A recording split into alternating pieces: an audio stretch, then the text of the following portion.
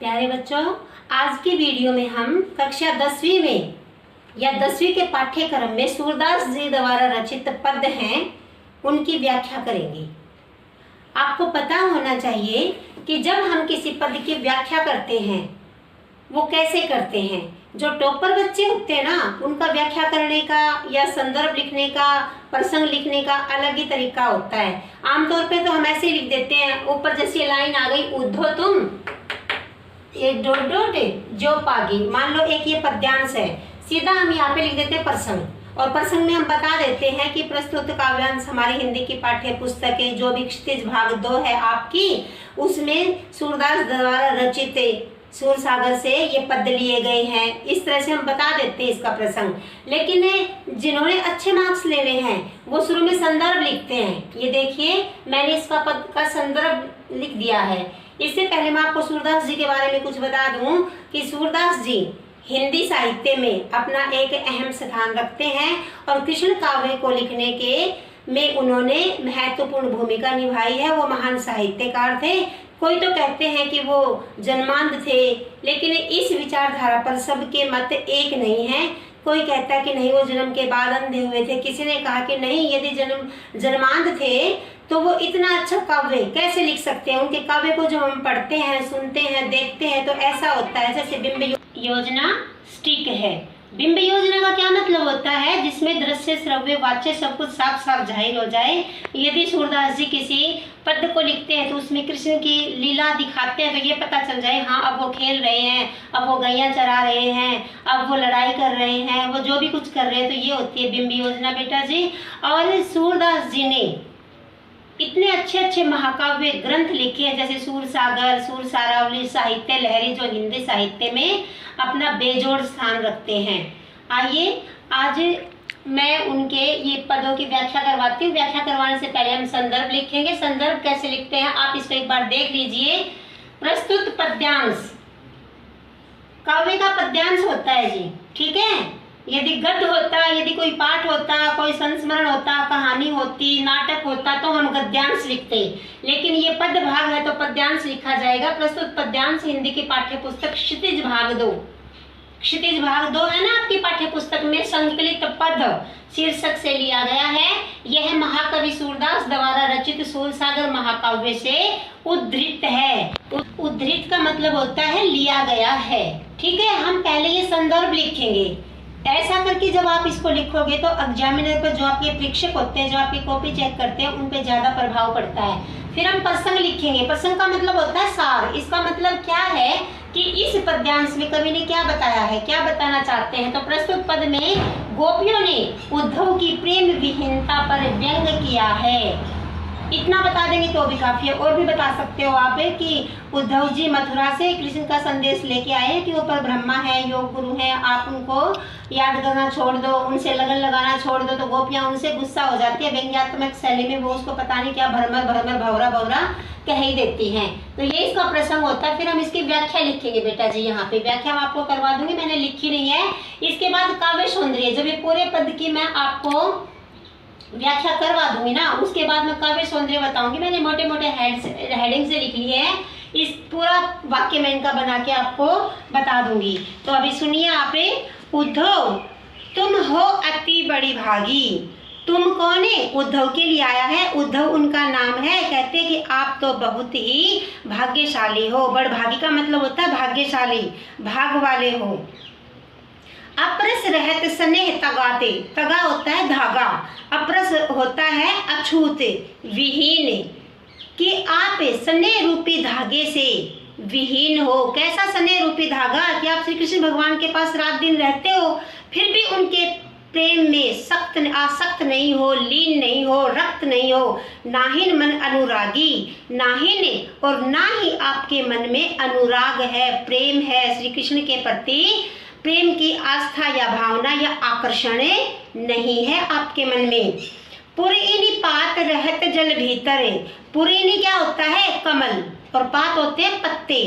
वो अब उनको उदाहरण देती हैं कि जिस तरह से कमल के पत्ते रहत जल भीतर, जल के भीतर रहकर भी ता दे रस न दागी, दागी होता है दाग धब्बा। उनकी देह पर, पत्तों की देह क्या होती है, पत्ता ही होता है। कहता है उनके पत्तों पर पानी का दाग नहीं लगता। पानी में काई भी होती है और भी बहुत अवशेष होते हैं, लेकिन कमल के पत्तों पर पानी का कोई दाग धब्बा नहीं रहता। कहता है कि जिस प्रकार से कमल का पत्ता पानी में रहते हुए भी पानी से आसक्त रहता है, उससे विहीन रहता है, पानी उस अपना कोई भी असर उसके ऊपर नहीं दिखा सकता, इसी प्रकार से हे उद्धव, आप रात दिन श्री कृष्ण भगवान के पास रहते हो और आपके मन में इतना सा भी प्रेम नहीं है कि वो भगवान है, वो परब्रह्मा है, वो कितने प्यारे हैं, सांवली सलोनी सूरत के हैं, कितने मन को आकर्षित कर देने वाले हैं, आप उनसे बिल्कुल अछूत हो। जो जल माह तेल की गागरी, तेल की गागरी क्या होती है, तेल की मटकी। फिर अब दूसरा उदाहरण देती है कि जिस प्रकार से तेल के मटके को यदि पानी में डाल दें, जो जैसे, यहाँ पे ध्यान रखना बेटा जी, आपको अलंकार भी बताने होते हैं, जहाँ पे जो त्यों सरी से सा सम इस तरह के शब्द आ जाए ना, वहाँ पे उपमा अलंकार होता है।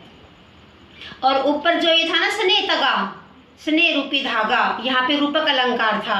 ये छोटी छोटी बातें हैं, इनको ध्यान में रखना चाहिए आपको। साथ साथ यदि आप देख लोगे तो दिक्कत नहीं आएगी काव्य सौंदर्य बताने में, क्योंकि सौंदर्य आता है। 2 प्रश्न आते हैं, आपको एक करना होता है। उनमें से 1 नंबर का ये प्रसंग संदर्भ ये होता है, 4 नंबर की व्याख्या होती है, 1 नंबर का काव्य सौंदर्य होता है। और मैक्सिमम बच्चे, बहुत सारे बच्चे ना काव्य सौंदर्य बताते ही है, तो उनको पूरे मार्क्स से नहीं आते। काव्य सौंदर्य छोटा सा ही होता है, उसमें कोई अलंकार बता दो, यदि आपको छंद का ज्ञान है तो कोई छंद बता दो, कोई रस बता दो, रस का नहीं पता तो एक प्रसाद गुण होता है, वो सभी में होता है, आप प्रसाद गुण बता दो। बिंब योजना बता, मैं इसका बताऊंगी आपको बाद में।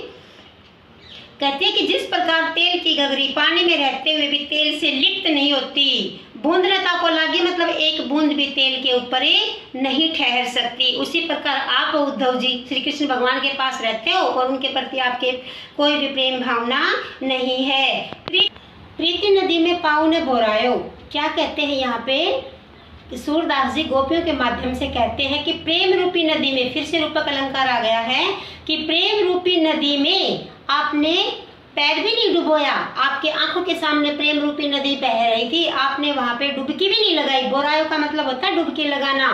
दृष्टि न रूप परागी, परागी होता है मुग्ध होना। और कहते हैं कि आपका कैसा नजरिया है, आपकी आंखें उस सलोनी सूरत को देख के मुग्ध नहीं हुई, उसके ऊपर आपको प्यार नहीं आया उस भगवान श्री कृष्ण के ऊपर। सूरदास अबला हम भोरी, सूरदास जी गोपियों के माध्यम से कहते हैं कि हम अबलाएं, तो अबला होती है नारी, हम अबलाएं तो भोली भाली हैं और हमारी तो वही स्थिति हो गई है जैसे गुड़ चाटी जो पागी, पागी होता है ये गुड़ चाटी जो पागी, कहते जिस प्रकार से चींटी गुड़ को देखकर उससे लिपट जाती हैं, उसी वही स्थिति हमारी हो गई है। तो हमें तो कृष्ण भगवान गुड़ जैसे लगे और हम तो चींटियां जैसी हैं, और उसको देखकर हम उसके प्रेम में लीन हो गए, मस्त हो गए, उसको देखकर आकर्षित हो गए। और वो उद्धव को उल्हाना दे रही है कि आप तो पता नहीं कैसे हो, आप तो उस कमल के पत्ते की तरह हो जो पानी में रहकर भी उसके ऊपर पानी का दाग नहीं लगता, आप तो उस तेल की गगरी की तरह हो यदि उसको भर के पानी में तैरा दिया गया तो पानी की एक बूंद भी उससे लिप्त नहीं होती। और प्रेम रूपी नदी में आपने डुबकी भी नहीं लगाई, आपका नजरिया पता नहीं कैसा, पता नहीं उद्धव को क्या क्या उल्हाने देती हैं गोपियाँ। तो ये आपका हो गया पद की व्याख्या बेटा जी। अब इसका हम 1 नंबर का काव्य सौंदर्य बताएंगे। मैंने छोटा छोटा लिख दिया, मैं इसको समझाई देती हूँ, आप समझ जाना एक बार। भाषा ब्रिज, इसका मतलब क्या है कि इसके अंदर ब्रिज भाषा का प्रयोग हुआ है। इसमें अलंकार देखो बेटा, अनुप्रास, रूपक, उपमा, वक्रोक्ति, ये अलंकार भी है कि वो बहुत उग्र हो रखी है, वक्र हो रखी है, वक्र वक्र उल्हाने दे करके टेढ़े मेढ़े और उसको व्यंग्यात्मक शैली से दबा रही है उद्धव को। अलंकार है ये देखो, गुण वैसे इसमें माधुर्य है, श्री कृष्ण के प्रति उनका माधुर्य भाव है, लेकिन प्रसाद गुण भी आप बता सकते हो। प्रसाद गुण एक ऐसा है जो 9 रस होते हैं, हर रस के भाव में एक गुण निहित होता है, और प्रसाद जो गुण है वो सभी रसों के अंदर विद्यमान होता है। ये गलत नहीं होगा यदि आप इसको लिख दोगे। मैंने पहले रस की वीडियो डाल दी है, छंद की भी डाल दी है, आप चाहो तो वहां जाके मेरे लिंक पे देख सकते हो, मेरे चैनल पे, कि छंद क्या होते हैं, अलंकार क्या होते हैं। इसके बाद आप तत्सम तद्भव शब्द बता सकते हो कि तत्सम तद्भव शब्दों का प्रयोग हुआ है। शैली कौन सी है, यहाँ व्यंग्यात्मक शैली है, कहीं भावात्मक शैली होती है, बहुत सारी शैलियाँ होती हैं, तो आप शैली भी बता सकते हो। यदि आपको रस का पता है आप रस भी बता सकते हो कि इसके अंदर रस कौन सा है। छंद वैसे तो इसमें मुक्तक छंद है, कोई छंद नहीं है इसके अंदर, मुक्तक छंद है। सूरदास जी ने किसी छंद का प्रयोग नहीं किया। यदि किसी छंद का प्रयोग नहीं तो आप इसमें मुक्तक छंद बता सकते हो। मैंने तो आपको 7 या 8 के आसपास ये बता दिए हैं काव्य सौंदर्य में। आप इसमें 4 भी लिख दोगे ना तो भी आपको 1 नंबर मिलेगा। लेकिन मेरा कहने का क्या अभिप्राय है कि आपको पता होना चाहिए कि जब हम काव्य सौंदर्य लिखते हैं ना तो क्या क्या बातें लिखें। ठीक है, उसकी भाषा बता सकते हैं, शब्द बता सकते हैं, उसके अलंकार बता सकते हैं, रस बता सकते हैं, छंद, कुछ भी बता सकते हैं। मैंने आपको बता दिया है। आप इसको थोड़ा सा जूम करके और स्क्रीन पे देख भी सकते हो कि क्या क्या बताया है। अब हम अगले पद की व्याख्या करेंगे। जब हम अगले पद की व्याख्या करेंगे तो प्रसंग तो संदर्भ तो उसका यही हो जाएगा, लेकिन प्रसंग है ना ये थोड़ा सा चेंज करना पड़ेगा बेटा जी कि इसमें पद्यांश में कवि ने क्या बताया है। मैं बता दूंगी क्या बताया है, वही बात आपको लिखनी पड़ेगी। मन की मन ही मांझ रही, मांझ होता है बीच में, अंदर में। अब उद्धव को उल्हाना देखती हुई गोपियां क्या कह रही हैं कि हे उद्धव, हमारी बातें तो मन के मन में ही रह गई। कैसे? कहिए जाई कौन पे उद्धव, कहो, कहिए का मतलब क्या है, कहो, जाई कौन, हम कहाँ जाएं। हे उद्धव आप ही बताओ हम कहाँ जाएं। नाही परत कही, हमसे तो कहीं नहीं जाती, नाही नहीं परत कही, हम हमारे मन के अंदर जो व्यथा है ना वो तो हमसे कहीं नहीं जाती। हे उद्धव कहिए अब हम कहाँ जाएं, क्या करें। अवधि आधार आस आवन की, अवधि होता है समय और आधार होता है सहारा। कहती है एक सहारा था हमें, एक आस थी कि वो श्री कृष्ण भगवान एक दिन मथुरा से यहाँ आएंगे, तन मन विधा सही। और यही बात सोच सोच करके, इस आधार स्तंभ को देख करके कि वो एक दिन हमें पूछने जरूर आएंगे कि आपका क्या हाल है, तो हमें जो भी दुख हुआ, व्यथा हुई, उसको हम सहन करते गए। हमें जो भी तकलीफ हुई उनके विरह में, उनकी याद में, हम जैसे भी जले भुने या रोए, जितना भी हमारे मन को दुख हुआ ना उस बात को हम सहन करते रहे, क्योंकि हमें एक आशा थी कि एक समय ऐसा आएगा कि वो यहाँ आएंगे और हमारे मन की बातें पूछेंगे। अब इन जोग संदर्शनी सुनी सुनी, अब गोपियाँ क्या कहती हैं उसे कि लेकिन हे उद्धव आपने जो योग का संदेश हमें दे दिया है ना, योग का संदेश क्या है। उद्धव ने उन्हें आकर कहा कि वो परब्रह्मा है, वो इंसान नहीं है, भगवान है, आप उनको भूल जाओ, आप उनसे इतनी लगन मत रखो। तो कहते कि आपने जो योग का संदेश हमें दिया है ना, विरहनी विरह दही। विरहनी क्या होता है, जिसके नायक या जिससे प्रेम हो जाता है वो उससे बिछुड़ जाता है तो वो अकेली रह जाती है, उसकी याद में वो रोती रहती है, तो वो विरहनी होती है। तो कहते हैं कि हम तो विरहनी हैं और उसके विरह में, उसके वो जब नहीं है तो अकेलेपन में हम तो दही हमेशा जलती रहती हैं।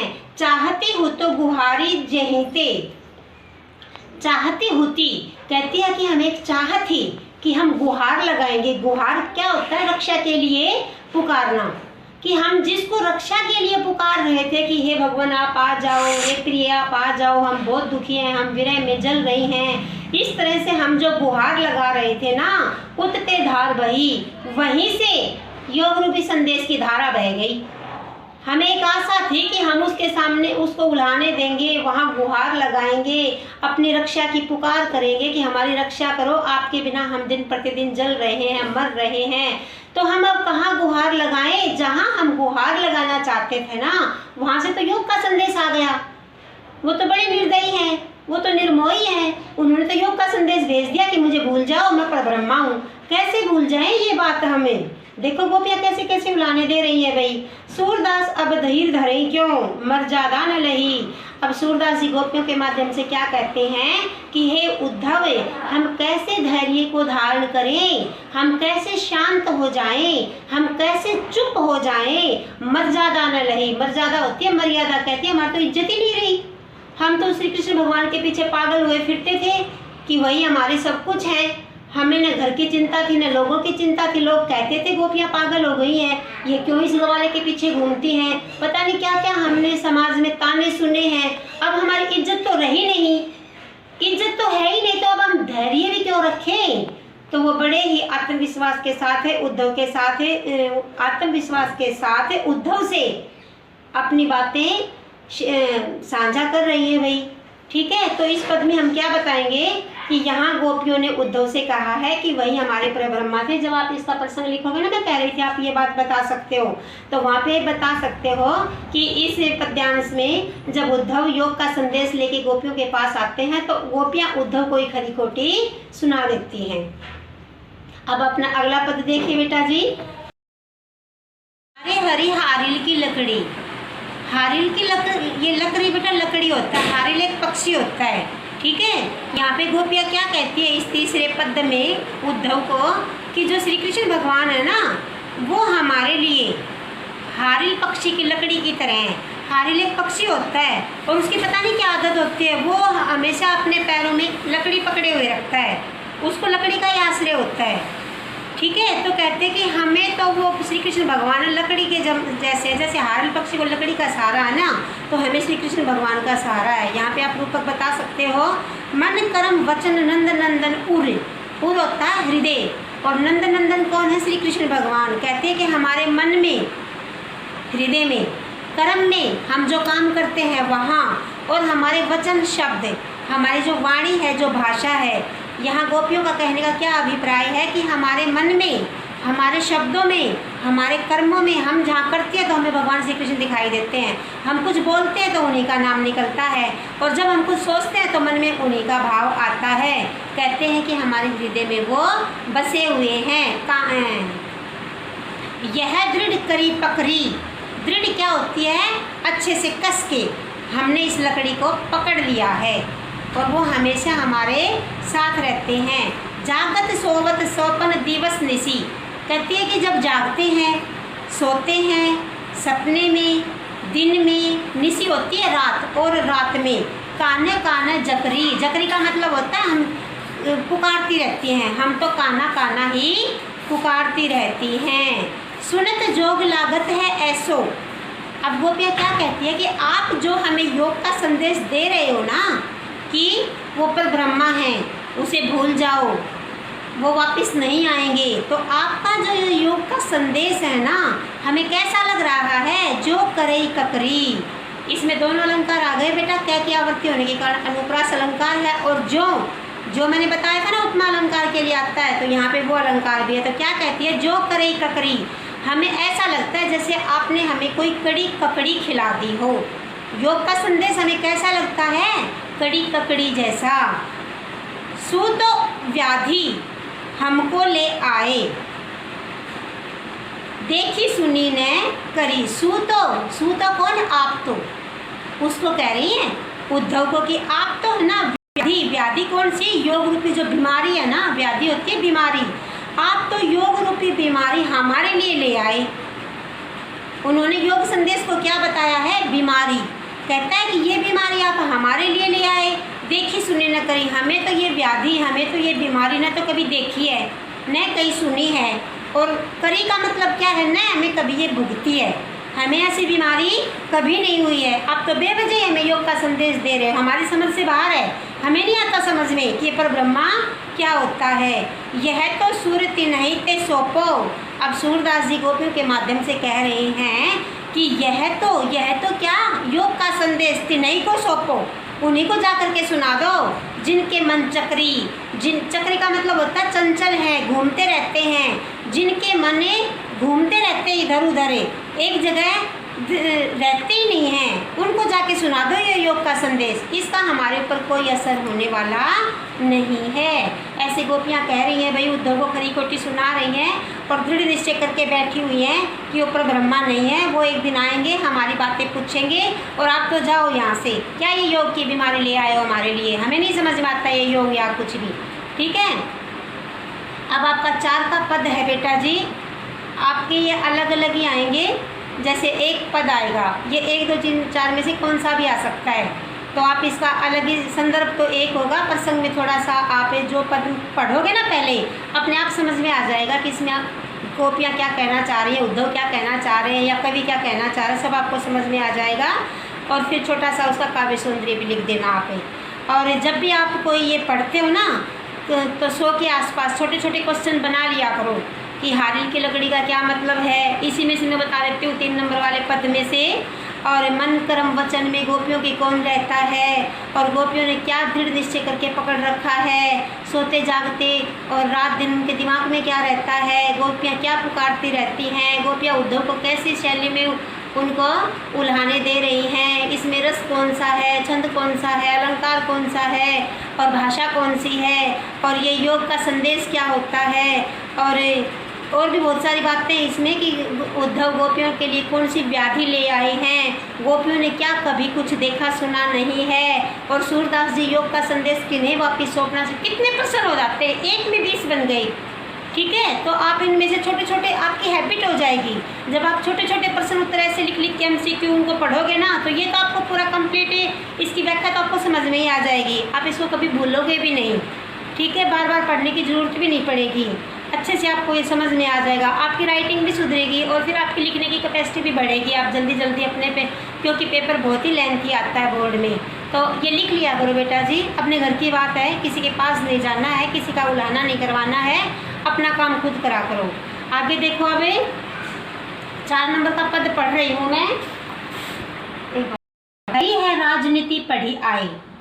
अब गोपियाँ उद्धव से क्या कहती हैं कि हरि भगवान श्री कृष्ण के लिए आया है कि श्री कृष्ण भगवान ने तो राजनीति पढ़ ली है, वो राजा के यहाँ गए हैं मथुरा में, और जो राजघरानों में राजाओं के जो बोल होते हैं या जो उनकी प्रवृत्ति होती है वही उन्होंने ग्रहण कर ली है। समझी बात कहत मधुकर के, मधुकर कहती हैं उसको उद्धव को, और मधुकर क्या होता है, भौरा, उसको कहती हैं कि हे भौरे, आपने जो बात कही है ना, समझी, हम समझ गई हैं, हमें सब समझ में आ गया है कि आप हमें क्या कहना चाहते हो। समाचार सब पाए, जो समाचार आप वहाँ से लेकर आए हो ना, वो सब हमें समझ में आ गए हैं। ई के अति चतुर होते हुए, चतुर होते चालाक पहले ही।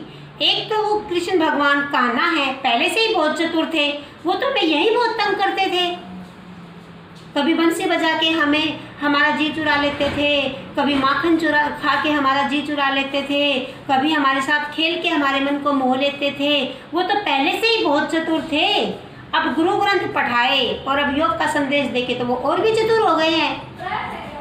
मतलब गोपियों के ऊपर उद्धव का कोई फर्क नहीं पड़ रहा है।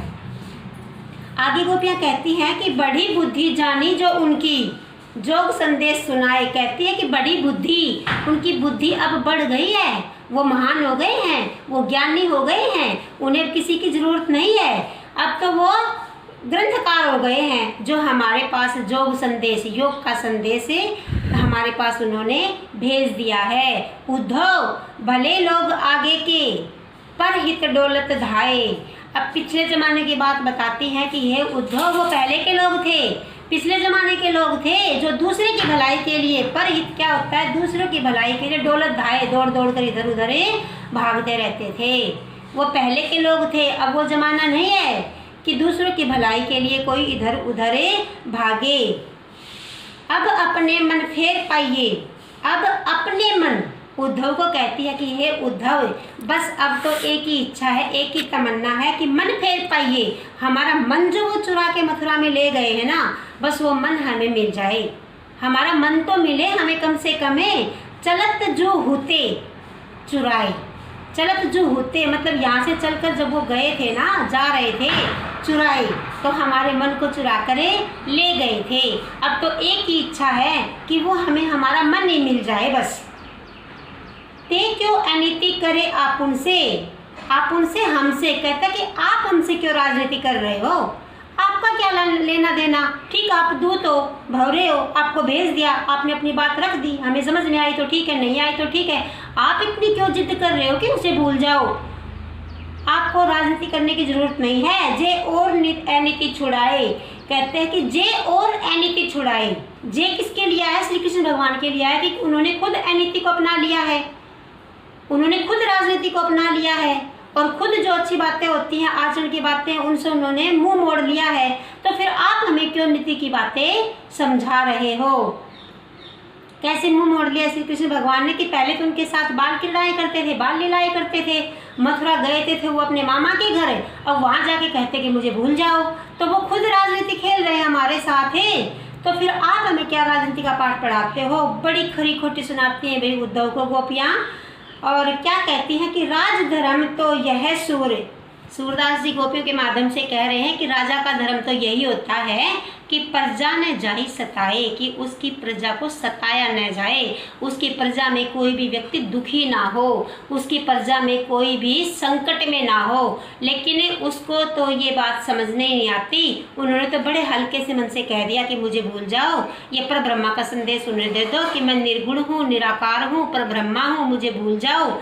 ये बातें तो उन्होंने हमें समझा दी, लेकिन हमें ये बातें समझ में नहीं आती हैं। तो ये आपका भावार्थ बेटा पूरा हो गया है। मुझे आशा है कि आपको समझ में आ गया होगा।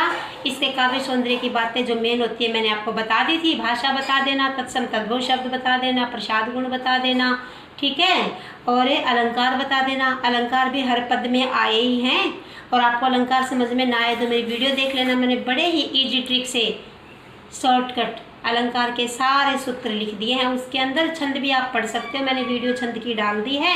और इसमें यदि आपको कुछ अच्छा ना लगा हो तो प्लीज़ कमेंट बॉक्स में आप लिख के मेरे से पूछ सकते हो, मैं आपको बताऊंगी, या चाहे मेरे को दोबारा वीडियो बना के भेजनी पड़े। आपको यदि ये वीडियो अच्छी लगी हो तो प्लीज़ इसको लाइक करना, शेयर करना और मेरे चैनल को सब्सक्राइब करना। और वीडियो को पूरा देखने के लिए आपका बहुत बहुत धन्यवाद।